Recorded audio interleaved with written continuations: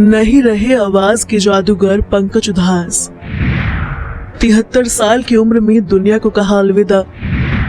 पिछले कई दिनों से बीमार चल रहे थे गजल गायक।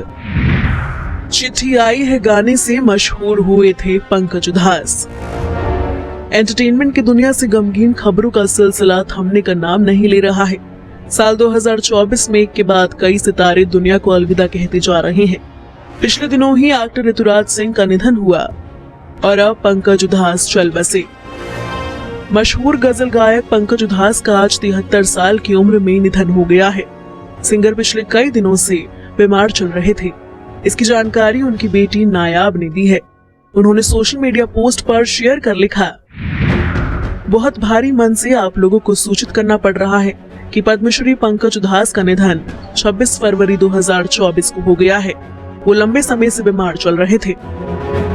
पंकज उधास को पहचान फिल्म नाम की फेमस गजल चिट्ठी आई है से मिली थी। 80 के दशक में ये गाना बहुत हिट हुआ था। इसके अलावा फिल्म साजन के लिए उन्होंने जिए तो जिए कैसे गाया था और ये गाना भी जबरदस्त हिट हुआ था।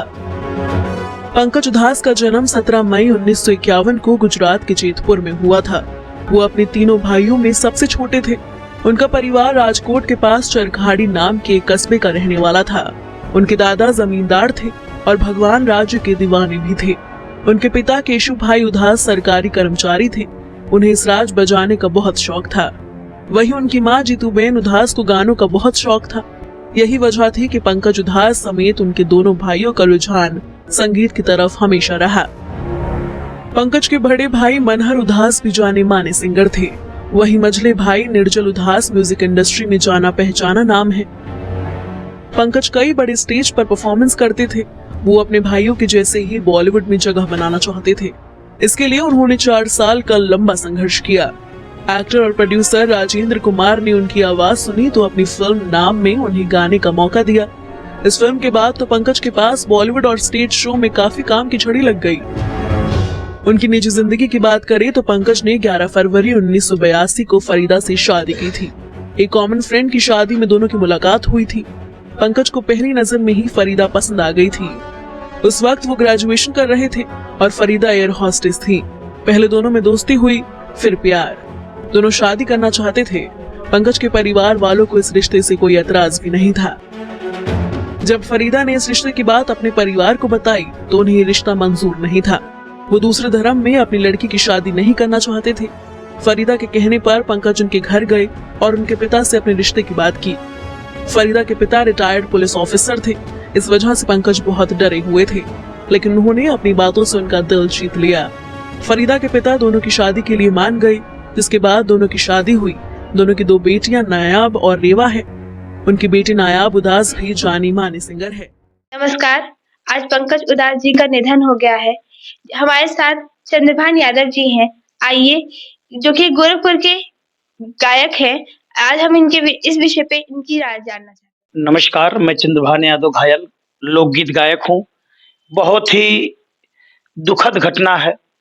आज के डेट में हम लोग ने सुना, स्वर सागर संस्था के माध्यम से हम लोग यहाँ पे सभी कलाकार उपस्थित हैं और साथ ही साथ हम बहुत ही कलाकार में एक भारी क्षति हुई है, क्योंकि आदरणीय पंकज उधास जी बहुत अच्छे गजल गायक थे और बहुत ही सुंदर सुंदर गजलों का उन्होंने जो अपने स्वर कंठों से जो आप लोगों को समझ सम्मानित जनता को जो अपनी आवाज दी है, जिससे लोग सुन करके खुश रहते थे। हम लोग छोटे कलाकार हैं और साथ ही साथ हम लोग उनका भी गीत सुनते हैं, क्योंकि हम लोग लोकगीत गायक हैं प्लस उसके बाद गजल भी हम लोग सुनते रहते हैं उनका।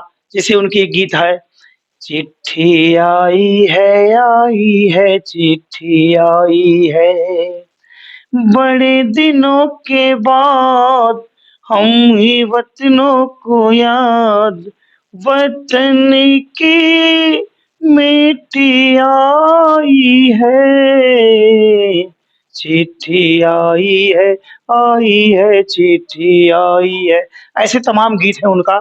आदरणीय श्री पंकज उधास जी का आज हम लोग के बीच नहीं है। इसमें मैं एक बार पुनः उनको विनम्र श्रद्धांजलि देता हूँ और भगवान से निवेदन करता हूँ कि उनकी आत्मा को शांति दे और उनके अपने चरणों में स्थान दे। धन्यवाद। सुप्रसिद्ध गजल गायक आदरणीय पंकज उधास जी अब इस दुनिया में नहीं रहे। ईश्वर उनकी आत्मा को शांति प्रदान करे। उनकी बहुत सारे गीत हम लोगों के ज़बान पर आज भी चलते हैं। चिट्ठी आई है, चिट्ठी आई है, आदि बहुत सारे गीत जो हम हमेशा गुनगुनाते रहते हैं। ईश्वर पंकज उधास जी को जन्नत नसीब करे। हजारों साल नरगिस अपने बेनूरी पे रोती है, बड़ी मुश्किल से होता है चमन में दीदावर पैदा। लोग आते हैं और चले जाते हैं। ऐसा ही एक सानेहा खबर अभी मिली कि पंकज उधास हमारे दरमियान नहीं रहे और हजारों लोगों को उदास करके चले गए। मैं क्या कहूँ कि अभी कुछ दिनों पहले अमीन सयानी के मरने की खबर आई थी। अब एक और खबर आई कि पंकज उधास हमारे बीच नहीं रहे। पंकज उधास ने उस ज़माने में गज़ल गायकी में कदम रखा जब तलत महबूब और गुलाम अली जैसे बड़े गज़ल गायक हिंदुस्तान के अंदर अपनी आवाज़ का जादू बिखेर रहे थे। ऐसे में एक नए फनकार का आना और गज़ल के मैदान में अपनी एक अलग पहचान बना लेना अपने आप में बहुत बड़ी बात थी। पंकज उधास का ताल्लुक मैं कहूँ गोरखपुर से भी था। अब वो इसलिए कि पंकज उधास ने जो है गज़ल गाई कि ऐ गमे ज़िंदगी कुछ तो दे मशवरा, एक तरफ उसका घर एक तरफ मैं कदा। तो दरअसल ये गज़ल इसने पंकज उधास को पंकज उधास बना दिया। गज़ल के दुनिया में पंकज उधास का नाम बहुत आगे निकल गया और ये गज़ल थी ज़फ़र गोरखपुरी की। तो मैं ये कहूँ कि ज़फ़र गोरखपुरी की गज़ल ने पंकज उधास को बहुत बुलंदियों तक पहुँचाया। पंकज उधास गोरखपुर भी आ चुके हैं, उनका यहाँ पर बहुत पुरतपाक इस्तकबाल किया गया। और ऐसी शख्सियतें जब चली जाती हैं तो यकीनन दिल में तो मलाल ज़रूर रहता है कि अब एक आवाज़ जो हम सुनते रहते थे, पंकज उधास, जगजीत सिंह, ये लोग जो है रफ्ता रफ्ता हमसे दूर होते जा रहे हैं। आज पंकज उधास भी चले गए, उनके जाने का हम सबको मलाल है, दुख है। हम उन्हें अपनी भावभीनी श्रद्धांजलि पेश करते हैं। अभी अभी थोड़ी देर पहले पता लगा कि गज़ल की दुनिया के बादशाह श्री पंकज उधास जी का निधन हो गया। ये बहुत ही दुख की बात है। और वो हमारे ज़माने के बहुत मशहूर गज़ल सिंगर हुआ करते थे। उनकी गज़लें आज भी हम लोग गुनगुनाते हैं बैठ के। बहुत दुख की बात है कि वो इतने कम उम्र में और इतनी जल्दी चले गए। पुराने ज़माने में पंकज उधास ही एक ऐसे गज़ल गायक थे जो हर जगह फिट हो जाते थे, चाहे वो दुख भरी गज़लें हों, चाहे खुशी भरी गज़लें हों। उनका जाना इस संगीत जगत के लिए अपूर्णीय क्षति है। उनके कुछ गाने अभी भी हम लोग के दिमाग में चल रहे हैं उनके जाने के बाद। जैसे लग रहा है कि अभी कुछ दिनों पहले ही उनको सुना है कहीं लाइव।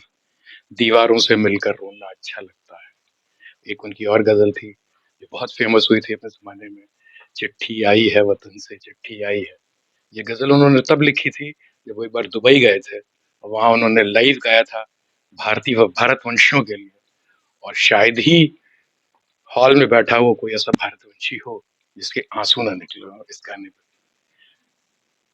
उनका जाना पूरे संगीत जगत के लिए एक अपूर्णीय क्षति है। आज का दिन गायकी की दुनिया के लिए बेहद दुखद व अफसोसजनक है। 72 साल की उम्र में लेजेंडरी गायक व गज़लकार पंकज उधास जी का निधन हो गया है। भले ही आज वो हमारे बीच नहीं हैं, पर उनके गाए हुए गीत सदैव हमारी जुबान पे रहेंगे। उनके अनगिनत प्रशंसक हैं और उन्हीं प्रशंसकों में से मैं भी एक हूँ। उनका पहला एल्बम आहट नाम से 1980 में रिलीज हुआ। 1986 में संजय अभिनीत फिल्म नाम में गाया हुआ उनका ये गाना चिट्ठी आई है सुपर हिट हुआ और सभी दर्शक जो हॉल में मौजूद थे रो रहे थे। उनके आँखों में आंसू थमने का नाम ही नहीं ले रहे थे। मैंने भी ये फिल्म देखी थी, उस समय मैं आगरा में थी, मैं भी बहुत रो रही थी। उसके बाद उन्हें सरकार द्वारा पद्मश्री का अवार्ड दिया गया। बेशक वह हमारे बीच नहीं हैं, पर वो सदैव अमर रहेंगे। हम सभी उन्हें भावभीनी श्रद्धांजलि देते हैं। ईश्वर उनकी आत्मा को शांति प्रदान करें। आज हमारे बीच श्री पंकज उदास जी जो हमारे बीच नहीं रहे, बहुत दुख प्रकट कर रहा हूँ और मैं उम्मीद करता हूँ कि वो हमेशा अमर रहेंगे, क्योंकि वो एक बहुत बड़े गज़ल गायक संगीतकार थे और उनके जाने के सबको दुख है। और हम तो बोल भी नहीं पा रहे हैं, क्योंकि मैं उनको बहुत पसंद करता भी था। गज़ल में की बात गज़ल का सवाल है, गज़ल में मैं उनको बहुत पसंद करता था और उनका मैं गाना ऐसे हल्के हल्के गुनगुनाता भी रहता था। मैं तो बोल भी नहीं पा रहा हूँ, क्योंकि मैं एक बैग सुना तो मुझे लगा कि मुझे उनके लिए एक श्रद्धांजलि देनी चाहिए, इसलिए मैं बना रहा हूँ। मैं एक छोटी सी गज़ल गा रहा हूँ। छोटा सा कड़ी समझिएगा, एक कड़ी दो कड़ी है, मैं सुना रहा हूँ। फिर उसके बाद आपकी इजाज़त चाहता हूँ। ऐ गमे जिंदगी कुछ तो दे मशवरा, एक तरफ उसका घर एक तरफ मैं कदा, एक तरफ उसका घर एक तरफ मैं कदा। इतने अच्छे गायकार थे वो, लेकिन अफसोस वो हमारे बीच नहीं रहे। मैं एक और उनकी एक छोटी सी गीत गुनगुना रहा हूँ। चांदी जैसा रंग है तेरा, सोने जैसे बाल, एक तू ही धनवान है गोरी, बाकी सब कंगाल। चांदी जैसा रंग है तेरा, सोने जैसे बाल, एक तू ही धनवान है गोरी, बाकी सब कंगाल। अब मैं आपसे इजाज़त चाहता हूँ। दोस्तों नमस्कार, मैं कुंदन वर्मा पूरब आज आपके समक्ष उपस्थित हुआ हूँ और मुझे ये बताते हुए बड़ा दुख हो रहा है कि पंकज उदास हमारे बीच नहीं रहे। पंकज उदास के न रहने की खबर जब मैं सुना तो मैं स्तब्ध रह गया और एक बारगी तो विश्वास ही नहीं हुआ कि पंकज उदास हम सभी को छोड़ के चले गए हैं। और फिर भी विधि का यही विधान है, आना और जाना है। लेकिन पंकज उदास नहीं, हमारे बीच नहीं गए हैं। पंकज उदास ने जो संगीत की सेवा की है, गज़ल को एक नई ऊंचाई जो दिलाई है, उनके गाए गज़ल, उनके गाए गीत, संगीत के प्रति उनकी सेवा हमेशा जिंदा रहेगी, हमेशा आबाद रहेगी और हम सभी के दिलों में गूंजती रहेगी। पंकज उदास ने संगीत जगत को एक नई ऊंचाई दी है। उनके गाए गज़ल आज भी लोगों की जुबान पर गूंजते रहते हैं। ये गज़ल तो मुझे मेरा बहुत पसंदीदा गज़ल है।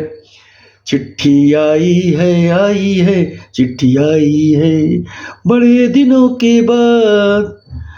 अब ज़्यादा नहीं कह सकता मैं, मन बहुत दुखी है और मैं बस प्रभु से प्रार्थना करते हैं, प्रभु पंकज दास को अपने चरणों में स्थान दें और उनकी आत्मा को शांति प्रदान हो। निश्चित रूप से संगीत जगत और गज़ल जगत के बीच ये क्षति बहुत बड़ी क्षति है, जिसकी पूर्ति अब असंभव है सी लगती है। पुनः पंकज दास को सशक्त नमन, विनम्र श्रद्धांजलि। देश के सुप्रसिद्ध गजल गायक पंकज उदास जी का 72 साल की उम्र में निधन हो गया।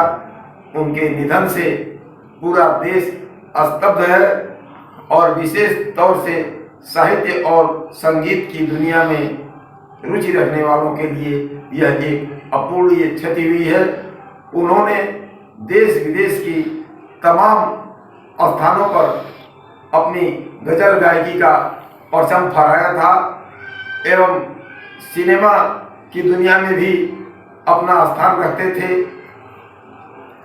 ऐसे सुप्रसिद्ध गजल गायक के निधन से संगीत एवं गीत की दुनिया में थोड़ा भी रुचि रखने वालों के लिए अपूरणीय क्षति हुई है। उनके निधन पर विश्व शांति मिशन गोरखपुर एवं उससे संबंधित सभी संस्थाओं की तरफ से हम ईश्वर से प्रार्थना करते हैं कि उनकी आत्मा को शांति प्रदान करें एवं उनके परिवार को एवं उनके शुभचिंतकों को यह दुख सहन करने की शक्ति प्रदान करें।